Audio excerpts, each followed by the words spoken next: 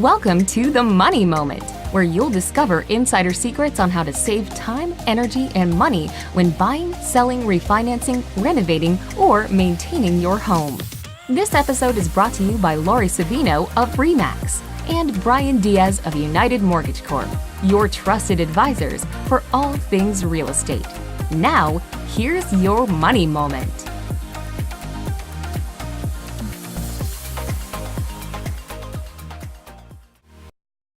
Okay, today we're going to talk about how to keep your kids out of debt. As you make plans for your children's post-secondary education, keep in mind that the average student's debt is currently almost $30,000, and it'll be even higher by the time your kids graduate. The truth is, most young people, and often their parents, can't afford that kind of debt, so it ends up damaging their credit rating and ability to buy a house and raise a family.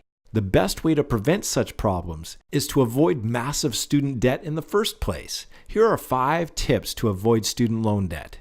Tip number 1, think return on investment. Choose a program you like, but also focus on what the job prospects are and how much they pay. An expensive degree doesn't make sense if you end up earning minimum wage. Tip number 2, avoid non-government student loans.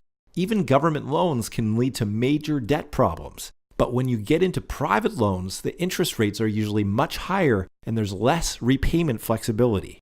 Tip 3, apply for every scholarship and grant you can find.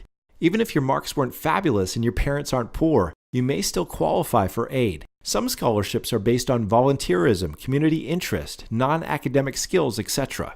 Talk to a guidance counselor or financial aid office and do lots of research. Tip number 4, find a school that's looking for someone like you. Each school has its own selection criteria based on student talents, interests, background, needs, etc. Finding the one school that really wants you can result in reduced fees, scholarships, and other perks. But be sure to discuss all this with the school before you enroll. That puts you in a much stronger negotiating position.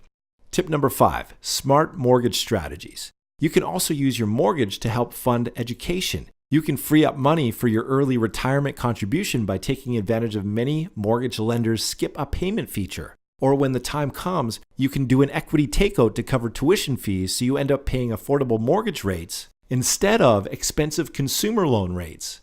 Bottom line, make student loans your absolute last resort, even if that means working for a year before going to school or taking a part-time job while you're learning. For more information on how to use your home equity to fund your kids' education, call us today. Thank you for tuning in to this episode of The Money Moment. If you have any questions or comments, please call Laurie or Brian today.